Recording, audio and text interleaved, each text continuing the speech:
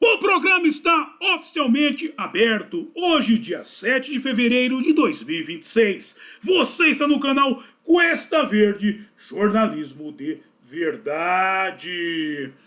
Você gostaria de ter um bar? Sim, de ser o dono de um boteco? Ou para você que já é do ramo, apenas mudar de endereço?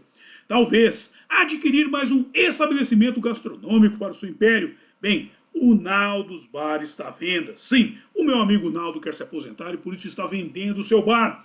Bar que fica em um ponto privilegiado, na divisa entre Santos e São Vicente, junto aos tambores. Com um detalhe, por se tratar de um estabelecimento tradicional, você estará adquirindo mais do que um bar, estará adquirindo uma história. Logo, entre em contato com o Cuesta que eu faço o meio de campo entre você e o Naldo, ou vá diretamente lá, sendo que o contato do Cuesta e o endereço do Naldo's Bar estão na descrição. É isso aí, gente. Vamos aproveitar que hoje é sábado. Sábado é dia de quê? De feijoada. E o que mais? Só para não perder o costume de uma geladinha, sim. Isso sim. Livro de oração em mãos. Quem não tiver, mãos em posição de prece e muito respeito, que respeito é bom e a divindade gosta. Página 70, oração ao Senhor. Ó Senhor, é o cantare, fonte de todas as luzes, de todas as forças, de todas as sabedorias, de todos os amores. Dai-nos a luz, dai-nos a força, dai-nos a sabedoria, dai-nos o amor. Ó Senhor, nosso Pai, protegei a terra, planeta, do amor. Protegei-nos de todos os males. Dai-nos o futuro. Ó Senhor, muito obrigado por nos dar a luz. Agradecemos de coração.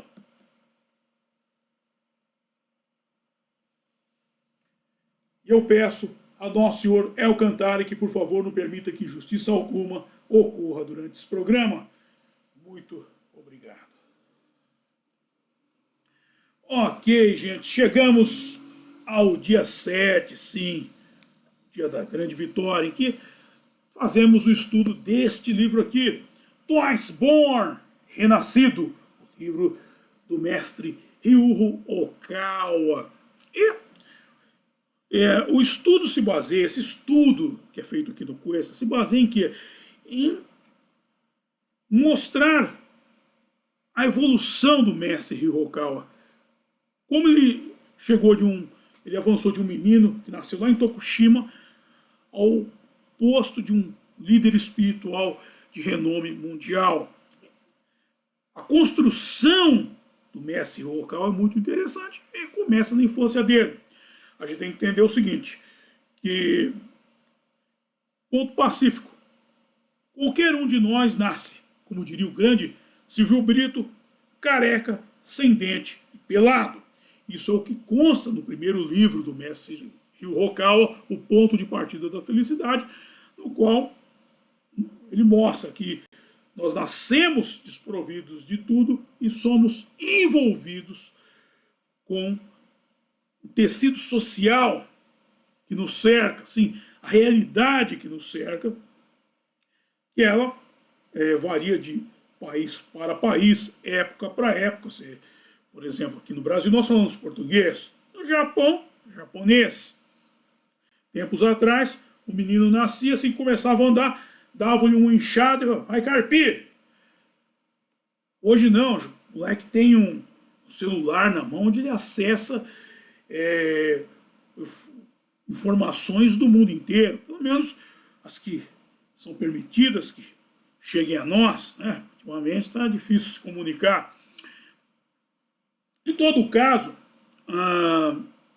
isso vai totalmente em contraponto ao que Karl Marx dizia. Assim, Marx dizia que o homem é produto do meio. Não, o homem não é produto do meio. Ele é influenciado durante um período, ele recebe as ferramentas básicas, cresce, recebe outras ferramentas profissionais, emocionais, intelectuais, aí ele amadurece e aí sim ele vai moldar o meio à sua imagem e semelhança. Ok? Mas vamos para o texto de hoje, na sequência conversaremos mais sobre isso. Hoje, nos templos da Rap Science de todo mundo, se comemora o dia da grande vitória. Por que o dia 7, me pergunta Miriam Big Pig? Porque o mestre Hirokawa nasceu no dia 7 do mês de julho de 1956, na província de Tokushima, no Japão, o qual eu vou apresentar a cada dia 7 através de um estudo do livro Twice Born, Renascido, no qual o mestre Hirokawa, seu autor, faz o seguinte relato. Meus colegas de classe, que ainda viviam na idade da inocência, ouviam-me falar das minhas crenças e não levantavam nenhuma objeção, quer acreditassem ou não no que eu dizia. Talvez porque, numa cidadezinha como a nossa, rodeada de montanhas, na ilha de Shikoku, em Tokushima, ainda houvesse diversas pessoas que simpatizavam com as crenças espirituais. Muitos dos meus colegas de classe afirmavam ter visto fogos fatos ao voltarem da escola para casa e outros diziam ter avistado fantasmas. Nessas circunstâncias, e no ambiente rural, eu, com minhas crenças, não sobressaía muito em relação aos demais. Agora, dando sequência às circunstâncias, vou voltar ao artigo ao cunhado de locais assombrados em Tokushima, tratando do caso 7, a 10ª represa Yoshino, em que se lê que, para fortalecer a defesa do castelo de Tokushima, o 4º senhor da prefeitura de Tokushima, na província de Awa,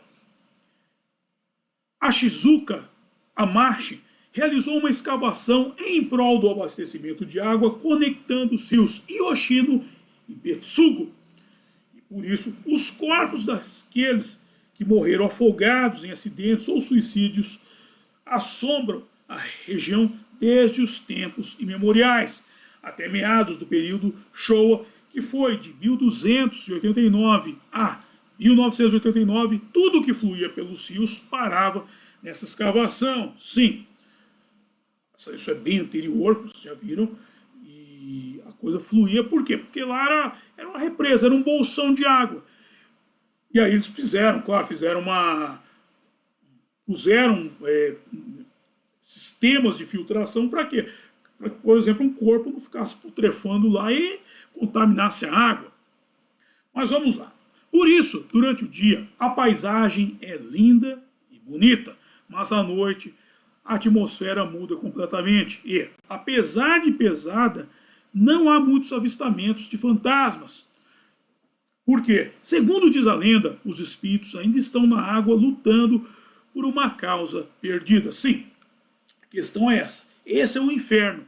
É a prisão, seria uma prisão conceitual, dentro de uma repetição do mal a qual a pessoa foi vítima. Muita gente não gosta quando eu falo, por exemplo, que o inferno é um conceito, porque as pessoas preferem a ideia de que tem um lugar lá no outro mundo com uma placa na porta escrito inferno. Aí você bate, a porta é aberta por um chifrudo que diz: "Ô meu, pode entrar." Ou como diria Goulart de Andrade, "Vem comigo." Será que é o Goulart de Andrade que está lá? Não sei. Mas a questão é essa. O inferno é isso. É um conceito. Por isso que eu sempre digo e repito, o inferno não é no outro mundo. Ele começa aqui. Quando a pessoa começa a repetir o mesmo ato nefasto, nocivo a ela e aos demais. E aí esses espíritos ficam lá lutando na água. Ficam lá na água lutando por quê? Porque é aí que entra a questão temporal e atemporal. Para nós aqui no plano temporal, essa cena parece infindável. Lá para eles, como eles não têm a noção de tempo, parece que a qualquer momento vai acabar. Parece que é uma coisa que será rápida. Você entende? E eles, como estão mortos, eles não sabem que estão mortos, eles ficam lá se debatendo na água eternamente. Tem gente falando, pô, isso é um inferno. Entendeu? Por que o inferno é um conceito? 11º caso, Mizuzu Health Pier. Todavia, este era o maior resort termal de Minami Shikoku, que fechou em 2002. Conta-se que um acidente fatal ocorreu em uma piscina aquecida. Sim, aquelas... Quem tem aqui tem as termas do Laranjal, que é aquelas águas termais, que elas são aquecidas pelo aquele fogo que vem lá do Sheol, sabe? O fogo do Sheol transforma o negócio num panelão, e o pessoal fica lá cozinhando lá. É gostoso, mano. É gostoso ficar cozinhando, não é tão ruim, não. Não é tão ruim, não. Pro inferno talvez não seja tão ruim. Se alguém quiser ir, vá. E não precisa me avisar, mas pode ir. Vamos lá. O acidente ocorreu em uma piscina aquecida. E os espíritos dos que fatalmente se acidentaram são vistos se afogando e pedindo ajuda. Aqui vou parar para tratar da mitologema. Já ouviu essa palavra? Mitologema, segundo a inteligência artificial do Google, é um elemento, tema ou motivo que compõe a estrutura de um mito. Todavia, funcionando como uma unidade básica ou um esqueleto narrativo que pode ser encontrado em diferentes culturas e épocas. E mais, na psicologia analítica de Carl Jung, os mitologemas são vistos como manifestações de arquétipos do inconsciente coletivo. Jung os descreveu como partes do mundo que pertencem aos elementos estruturais da psique, sendo constantes e similares em toda parte. Ou seja, onde há água, há a possibilidade de que ocorra um afogamento. Logo, mesmo que ninguém tenha se afogado neste resort, em função de um eco conceitual, algumas pessoas, mesmo que não possuam um grau elevado de mediunidade, podem crer que estão vendo as almas em seus momentos de aflição. Isso é o que se chamaria de transferência de déjà vu, posto que a pessoa tem a impressão de que está revendo aquilo que nunca viu. Por isso, o caso 11 continua aberto. Primeiro, porque não há o registro oficial de um acidente de tal magnitude. E em segundo, porque era um lugar muito badalado. Ou seja, mesmo que quisessem encobrir a coisa, o desaparecimento de tanta gente que tinha como destino um endereço em comum, no mínimo, geraria algum debate. E aqui é um ponto fundamental desse mitologema, porque é aquela coisa, a pessoa chega com uma ideia pré-concebida, tal do preconceito, o pessoal fala umas besteiras aí, é uma ideia pré-concebida. Eu já tratei na série das casas estigmatizadas, as propriedades estigmatizadas, de que existem casas, por exemplo, que as pessoas morrem, e realmente, ou a pessoa ela é assassinada, ou você sabe-se lá por que razão morreu, o espírito do falecido fica lá. Ele não acende, ele não tem iluminação para acender. Aí não vem ao caso discutir o porquê, mas isso está na série das casas estigmatizadas. E a casa que morre, pessoas morrem, são assassinadas, que não tem nada lá. Mas a pessoa entra com aquele conceito de paranoia na mente. Ela entra já com aquela coisa assim, e mesmo que ela não tenha mediunidade, ela começa a ver coisa lá. Isso é um transferência de déjà vu. Ela relembra de algo que ela nunca viu. Ok? Vamos dar sequência aqui e vamos ilustrando a coisa mais para frente. 12º caso, a sexta curva fechada do Monte Tsurug. Monte Tsurug. Todas as 7 curvas deste monte são fechadas e perigosas, por isso os acidentes são frequentes. Em particular a sexta, que tem uma taxa de acidentes particularmente alta, e muitas pessoas que já sofreram acidentes testemunharam seus fantasmas. Se a pessoa se acidentou, saiu de lá e viu. Ela começa a ver, no caso, claro, a pessoa tem uma mediunidade. Ela está vendo por quê? Porque aquele espírito não acendeu. A mesma questão da casa, da propriedade estigmatizada. Falar a casa, eu entro nessa questão aqui, porque pode ser um apartamento, e normalmente o apartamento também se chama de casa. A minha casa é o apartamento, é a casa, é o local em que ela habita. Então, esses ficam lá, andando de um lado para o outro lá. E supõe-se que alguns dos fantasmas que os motoristas viram podiam estar alertando sobre o risco de trafegar por lá. Sim, esse aqui é o outro ponto. O cara bate o carro e morre. Ele não sabe que morreu. Lembra? Sexto sentido, voltamos para o sexto sentido. O menino fala, só vejo gente morta. mas eles não sabem que estão mortos, eles não acreditam que estão mortos. Eles só querem acreditar no que eles pensam. É a mesma coisa, o cara não sabe que tá morto, ele quer alertar, pô, tô perigoso aqui, eu bati. Aí o outro tá lá dirigindo o carro e vai falar, aí mete o pé e a desgraça acontece mesmo. Vamos lá. 13º caso. Barragem Mazaki. A barragem foi concluída em 1978 no rio Katsura e há muitos acidentes de trânsito e muitos suicídios ao redor dela. Talvez, por causa disso, muitos fenômenos estranhos foram relatados, como sons de metal à noite, pessoas que perseguem aqueles que a cruzam a altas horas da noite e vozes misteriosas. Às vezes o espírito, como eu falei no sexto sentido, o morto não sabe que está morto. Ele não tem a menor noção. E às vezes acontece um fenômeno que acontece idêntico também a altas propriedades estigmatizadas, casas ou apartamentos, que é o seguinte: a vibração é a mesma. Os espíritos estão na mesma vibração, mas não estão na mesma frequência. Muitas vezes eles não se veem. Eles não se veem. E aí o que acontece? O cara bate o carro, ele morre, ele está vendo a mulher morta, ela já morreu já. Só que ela está, ou está ferida também, pode ser os dois casos, vale para os dois. Em caso de morte, ela está numa outra frequência, ela tem uma outra elevação espiritual, ela está numa outra frequência, e ele não vê, e aí ele quer pedir ajuda. E aí tem uma pessoa passando lá e vai até, sofreu um acidente, e o outro está lá, você está lá andando lá e tem um espírito, uma assombração atrás de você, sai correndo, velho. Vai ficar lá esperando o quê? Vai ficar lá esperando o quê? Além disso, é dito que fotos psíquicas podem ser frequentemente tiradas por lá, ou seja, o clima lá é tenso, cara, é pesado. E o outro fala de noite, de dia tá lindo o lugar, de noite a coisa fica pesada, a energia. Por quê? Porque é aquele horário do demônio, das 3 da madrugada. E fantasmas de mulheres, meninos e idosos já foram avistados. 14º caso, Cachoeira de Tsushigama. Essa cachoeira se assemelha a um caldeirão e é conhecida como um famoso palco de suicídios. Então, o lugar do pessoal vai gostar de se matar em Tokushima, hein, meu? E tudo na água, hein, meu?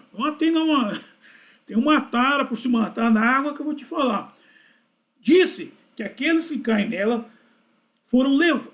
Dizem que aqueles que caem nela são levados. Aqueles que caíram nela. Diz que aqueles que caíram nela foram levados e acorrentados por espíritos ao fundo do lago e seus corpos nunca mais voltaram. E aqui eu vou contar um caso rápido. Em 2000 estive em Salvador, preciso voltar lá. Eu fui à Lagoa do Abaeté, comi lá um acarajé muito bom, diga-se de passagem. E na lagoa lá tem uma placa dizendo não nadar aqui, risco de afogamento, que lá ocorre, tem uma ocorrência grande de afogamento. Muitos afogamentos ocorrem lá. E me contaram uma história, eu não sei se é verdade, mas uma lenda, nunca mais a ouvi, mas eu ouvi lá essa lenda que é a seguinte: uma mulher iria se casar e no dia do casamento ela foi abandonada pelo noivo no altar. E ela se atirou na lagoa do Abaeté e se suicidou. E o espírito dela está lá no fundo, vestido de noiva. E toda vez que ela vê um incauto nadando, ela crê que é o noivo à procura dela, vendo se ela está lá no lago. E o que ela faz? Ela o abraça, ela sobe o abraço e o leva lá para baixo. Interessante essa lenda. Eu vi lá, muito interessante. E 15º caso, Hospital Amano, hoje em ruínas, é famoso em Tokushima como um local assombrado. Lá, o espírito de uma enfermeira de cabelo comprido foi visto. Também é a história de um homem que, ao visitar seu amigo, zombou de um fantasma e posteriormente morreu de causas desconhecidas. Não mexe com quem está morto. Eu fui uma vez no programa do Senhor Brasil, programa Senhor Brasil do Rolando Boldrin. Eu estive lá e ele contou um caso que era o seguinte: tinha um bar que ele era na frente de um cemitério. E todo dia chegava lá começava e tornar uma branquinha. Lá pra terceira o cara começava, seus mortos vagabundos, vocês são todos uns fracassados, meu. Vocês estão mortos, eu tô aqui bebendo, eu tô vivo, eu posso beber e vocês não. Fica olhando aí, cambada de morto safado, e não sei o quê. E enchia o saco, era todo dia. O dono do bar falou pra ele, cara, cidadão, não mexe com quem tá quieto, cara. Não mexe com o morto, isso dá uma zica danada. Não enche o saco. Essa é uma cambada de vagabundo. Eles estão tudo aí deitado, meu. Eu trabalho, e não sei o quê, e não sei o quê. E aí, essa infernização, o que aconteceu? Ela contaminou o ambiente, que o pessoal começa a se irritar. Tem bêbado, quando a sua verborragia em ação, enche a paciência de todo mundo. E um dos bêbados falou, temos que acabar com isso. Todo bar também não aguento mais esse cara. Aí tinha lá um barbudo, assim, que nem eu. Até falaram que o apelido dele também é Mamá. Eu não sei se o apelido dele era Mamá. Eu vou ter uma ideia, gente. Vamos nos cobrir com um lençol, com um fantasma, pegar uns porretes e vamos nos esconder atrás das sepulturas. Aí a hora que ele chegar aí e começar com a gracinha dele, a gente sai e passa um corretivo no cidadão. E os caras toparam. Arranjaram os lençóis, os porretes, foram tudo lá para trás da sepultura e ficaram esperando. Cara, não deu outra. Chegou lá, tomou a primeira branquinha, tomou a segunda branquinha, terceira pessoa, seus mortos vagabundos, tudo deitado aí o dia inteiro, não faz nada, é por isso que não bebe, e não sei o que. E uma hora os caras saíram tudo lá atrás da sepultura, pegaram, desceram-lhe o cacete, mas bateram gostoso, encheram o bêbado de alegria. E foram embora. Daqui a pouco o cara levanta, quebrado, sangrando. Puta que pariu, meu. Negócio estranho, que é. Você nunca viu fantasma? Você não acredita em fantasma? Não é isso, cara. Não é isso, cara. É que eu nunca vi enterrar morto com porrete. Verdade. E, antes de encerrar, eu quero voltar aqui para o caso da mitologema. E pegar até uma questão que é a questão da paranoia, cara. Muitas vezes o paranoico começa a ver chifre em cabeça de cavalo, começa a ver unicórnio.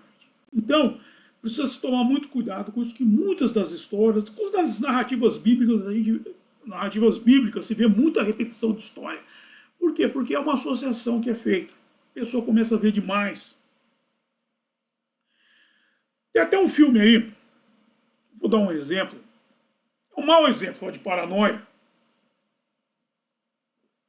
O filme chama-se Paranoia, é uma porcaria de um filme. Ó, Cinemateca do Mamá, não recomendo, não assista.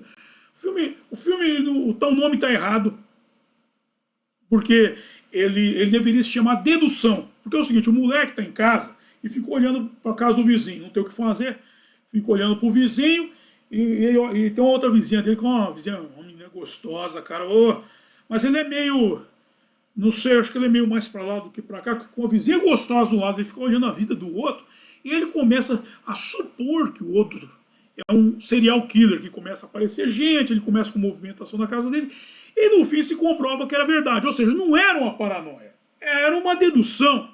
Então deveria ser o nome dele, deveria ser dedução.